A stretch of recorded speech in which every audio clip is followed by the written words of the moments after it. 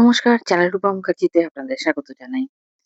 আজকের এই ভিডিওতে কোনো নতুন পিএইচডি ভর্তি বিজ্ঞপ্তি বা অ্যাসিস্ট্যান্ট প্রফেসর নিয়োগ অথবা নতুন ইউজিসি নেট নোটিফিকেশন নিয়ে নয়।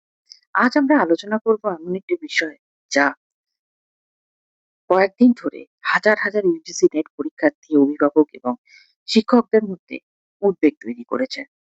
সোশ্যাল মিডিয়া, টেলিগ্রাম, ইউটিউব এবং বিভিন্ন হোয়াটসঅ্যাপ গ্রুপে একটি দাবি দ্রুত ছড়িয়ে পড়েছে। সেই দাবিতে বলা হচ্ছে ইউজিসি নেট 2026 পরীক্ষার কিছু প্রশ্নপত্র নাকি পরীক্ষার আগেই ফাঁস হয়েছে। এই খবর সামনে আসার পর অনেক পরীক্ষার্থীদের মনে একটাই প্রশ্ন, এটা কি সত্যি? যদি সত্যি হয় তাহলে কি পরীক্ষা বাতিল হবে নাকি শুধুই গুজব? এই ভিডিও শুরুতেই একটি অত্যন্ত গুরুত্বপূর্ণ বিষয় আমি পরিষ্কার করে দিতে চাই। এই মুহূর্তে এনটিএ বা ইউজিসির পক্ষ থেকে প্রশ্নপত্র ফাঁসের কোনো আনুষ্ঠানিক নিশ্চিত ঘোষণা করা হয়নি। অর্থাৎ সোশ্যাল মিডিয়ায় যে সমস্ত দাবি করে বেড়াচ্ছে সেগুলোকে এখনো সরকারিভাবে সত্য বলে ঘোষণা করা হয়নি। তাই এই ভিডিওর উদ্দেশ্য কাউকে আতঙ্কিত করা নয়, আবার কোনো গুজবও ছড়ানো নয়। আমরা শুধুমাত্র এখনো পর্যন্ত সামনে আসা তথ্য, বিভিন্ন দাবির ভিত্তি এবং সম্ভাব্য পরিস্থিতি নিয়ে নিরপেক্ষভাবে আলোচনা করব। কারণ একটি জাতীয় স্তরের পরীক্ষাকে ঘিরে এমন খবর প্রকাশ্যে এলে স্বাভাবিকভাবেই পরীক্ষার্থীদের মধ্যে উদ্বেগ তৈরি হয়। বিশেষ করে যারা গত 1 বছর ধরে দিন-রাত পরিশ্রম করেছেন, চাকরির পাশাপাশি পড়াশোনা চালিয়েছেন কিংবা পরিবারের নানা আর্থিক ব্যক্তিগত সমস্যার মধ্যেও পরীক্ষার প্রস্তুতি নিয়েছেন, তাদের জন্য এই ধরনের খবর মানসিকভাবে খুবই চাপের। একটি জাতীয় যোগ্যতা পরীক্ষার জন্য একজন পরীক্ষার্থী কতটা পরিশ্রম করেন সেটা কেবল সেই পরীক্ষার্থী বুঝতে পারেন। তাই কোনো গুজব যদি সত্যি না হয় তাহলে সেটিও যত দ্রুত সম্ভব পরিষ্কার হওয়া উচিত। আর যদি কোথাও সত্যিই কোনো অনিয়ম ঘটে থাকে তাহলে তার নিরপেক্ষ তদন্ত হওয়াটাও সমান জরুরি। তাহলে প্রশ্ন হলো, কোন তথ্যের ভিত্তিতে সোশ্যাল মিডিয়ার এই পেপার লিকের দাবি ছড়িয়ে পড়লো? কি কি প্রমাণ দেখানো হচ্ছে? আর পরীক্ষার্থীদের এখন কি করা উচিত? ভিডিওটি একটু দীর্ঘ হতে চলেছে। আমি আপনাদের কাছে অনুরোধ করব, মন দিয়ে পুরোটা শুনুন। আমি সমগ্র ব্যাপারটাই আপনাদের সামনে একে একে তুলে ধরছি। হঠাৎ করে ইউজিসি নেট 2026 এ প্রশ্নপত্র ফাঁসের দাবি এলো কোথা থেকে? গত কয়েকদিন ধরে বিভিন্ন সোশ্যাল মিডিয়া প্ল্যাটফর্মে একটি পিডিএফ ফাইল ভাইরাল হতে শুরু করে। অনেকেই দাবি করেন এই পিডিএফ তেই নাকি পরীক্ষার প্রশ্ন আগে থেকেই ছিল। কেউ টেলিগ্রাম শেয়ার করেছেন, কেউ হোয়াটসঅ্যাপে ফরওয়ার্ড করেছেন, আবার কেউ ইউটিউবে ভিডিও বানিয়ে বলেছেন যে প্রশ্নপত্র আগেই বাইরে চলে এসেছে। এই খবর ছড়িয়ে পড়ার পর স্বাভাবিকভাবে পরীক্ষার্থীদের মধ্যে আতঙ্ক তৈরি হয়েছে। ভাবুন তো, আপনি হয়তো গত 6 মাস, 1 বছর কিংবা তারও বেশি সময় ইউজিসি নেটের প্রস্তুতি নিচ্ছেন, নিয়মিত পড়াশোনা করেছেন, মক টেস্ট দিয়েছেন, চাকরি বা গবেষণার পাশাপাশি সময় ভাগ করে পড়েছেন।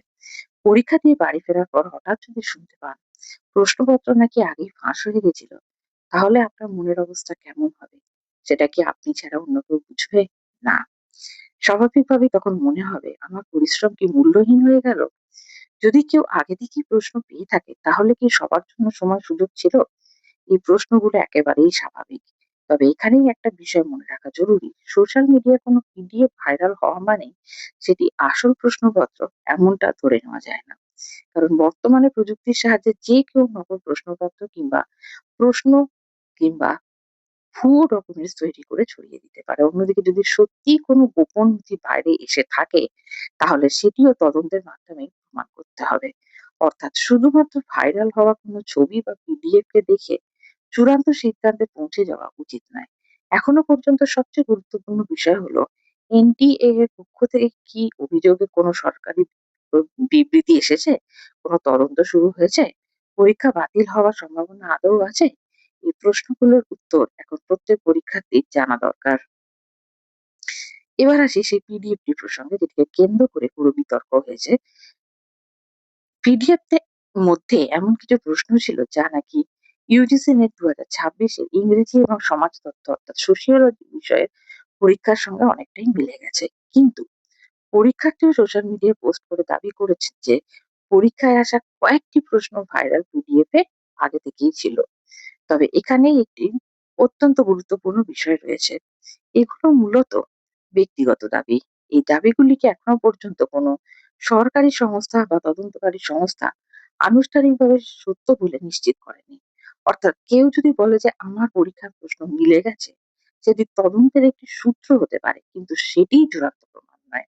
অনেক সময় সম্ভাব্য প্রশ্ন, মডেল টেস্ট বা কোচিং নোট থেকেও কিছু প্রশ্ন পরীক্ষায় মিলতে পারে। তাই শুধু প্রশ্ন মিলে যাওয়ার ভিত্তিতে প্রশ্নপত্র ফাঁস হয়েছে এমন সিদ্ধান্ত নেওয়াটা সঠিক হবে না। অন্যদিকে এটাও মনে রাখতে হবে, যদি সত্যিই দেখা যায় যে ভাইরাল হওয়া নথিতে পরীক্ষার আসল প্রশ্ন আগে থেকেই ছিল, তাহলে সেটা অত্যন্ত গুরুতর বিষয়। সেক্ষেত্রে তদন্তকারী সংস্থাকে খুঁজে বার করতে হবে। শুধু বার করতে হবে না, বার করতেই হবে। প্রশ্নপত্র কোথা থেকে বেরিয়ে এলো, কিভাবে সোশ্যাল মিডিয়ায় পৌঁছালো, কারা এর সঙ্গে জড়িত, পরীক্ষার নিরাপত্তা ব্যবস্থা কোথায় ত্রুটি ছিল। এই প্রশ্নগুলোর উত্তর কেবল তদন্তের মাধ্যমে পাওয়া সম্ভব। আমরা অতীতেও দেখেছি দেশের বিভিন্ন প্রতিযোগিতামূলক পরীক্ষাকে ঘিরে প্রশ্নপত্র ফাঁসের অভিযোগ উঠেছে এবং হাল ফেলালে এইটা একটা ট্রেন্ডে পরিণত হয়েছে। কিছু ক্ষেত্রে অভিযোগ প্রমাণিত হয়েছে, আবার অনেক ক্ষেত্রেই তদন্তের পরে অভিযোগ ভিত্তিহীন বলে প্রমাণিত হয়েছে। তাই এই মুহূর্তে আবেগ দিয়ে নয়, তথ্যের ভিত্তিতে বিষয়টি দেখা সবচেয়ে গুরুত্বপূর্ণ।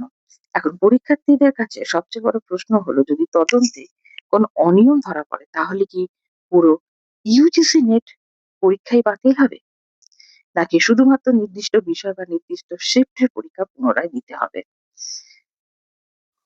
এর উত্তর হলো, এই মুহূর্তে এমন কোনো সরকারি সিদ্ধান্ত ঘোষণা করা হয়নি। অর্থাৎ এখনই পরীক্ষা বাতিল হচ্ছে বা পুনরায় পরীক্ষা নেওয়া হচ্ছে এমন কোনো খবর সরকারিভাবে প্রকাশিত হয়নি। তবে অতীতের বিভিন্ন জাতীয় পরীক্ষার অভিজ্ঞতা থেকে আমরা বুঝতে পারি, কর্তৃপক্ষ সাধারণত পরিস্থিতি অনুযায়ী সিদ্ধান্ত নিয়ে থাকেন। যদি তদন্তে দেখা যায় যে অভিযোগের কোনো ভিত্তি নেই, তাহলে পরীক্ষার ফল প্রকাশের প্রক্রিয়া স্বাভাবিকভাবেই চলতে থাকবে। আবার যদি তদন্তে প্রমাণিত হয় যে সীমিত সংখ্যক পরীক্ষা কেন্দ্র বা নির্দিষ্ট শিফটে অনিয়ম হয়েছে অথবা নির্দিষ্ট কোনো সাবজেক্টে, তাহলে সেই অংশ নিয়ে আলাদা সিদ্ধান্ত নেওয়া হতে পারে। আর যদি বড় ধরনের কোনো নিরাপত্তা ত্রুটি বা ব্যাপক অনিয়মের প্রমাণ পাওয়া যায়, তাহলে পরিস্থিতি অনুযায়ী সংশ্লিষ্ট কর্তৃপক্ষ পরবর্তী পদক্ষেপ নির্ধারণ করবে। তবে আবারও মনে করিয়ে দিই, এগুলো সম্ভাব্য প্রশাসনিক পদক্ষেপের উদাহরণ মাত্র।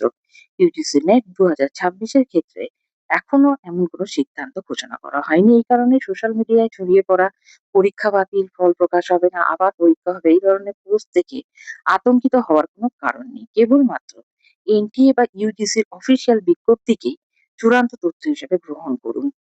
আরেকটি গুরুত্বপূর্ণ প্রশ্ন, যারা ইতিমধ্যে পরীক্ষা দিয়ে ফেলেছেন তারা এখন কি করবেন? দেখুন, প্রথমেই বলবো, কোনো গুজব বা সোশ্যাল মিডিয়ার পোস্ট দেখে নিজের আত্মবিশ্বাস হারাবে না। আপনি ইতিমধ্যে ইউজিসি নেট 2026-এর পরীক্ষা দিয়ে ফেলেছেন।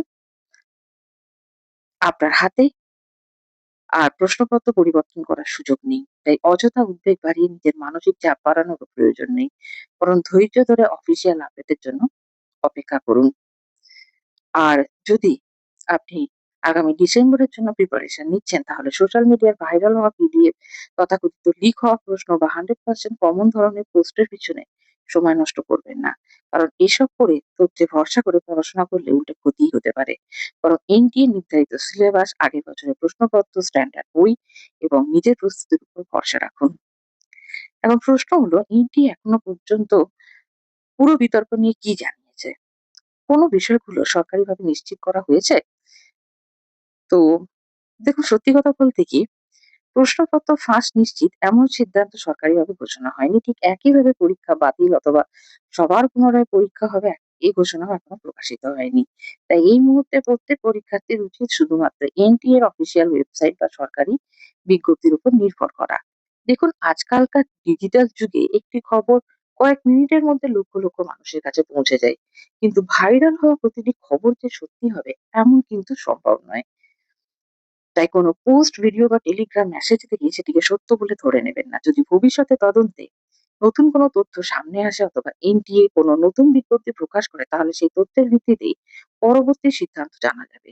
এর আগে কোনো গুজবে বিশ্বাস করা বা অন্যদের কাছে ছড়িয়ে দেওয়া একেবারেই অনুচিত। শুধু একটাই কথা বলবো যে, আপনার মতে এই ধরনের ভাইরাল খবরের ক্ষেত্রে কিভাবে সত্য মিথ্যা যাচাই করা উচিত? আপনি কি করে থাকেন? অবশ্যই কমেন্টসে জানান। হয়তো আপনার একটা কমেন্টস বহু মানুষকে সাহায্য করবে। ভিডিওটি যদি তথ্যবহুল মনে হয় তাহলে অবশ্যই লাইক করবেন, শেয়ার করবেন এবং চ্যানেল সাবস্ক্রাইব করতে ভুলবেন না। সকলে ভালো থাকুন। ধন্যবাদ।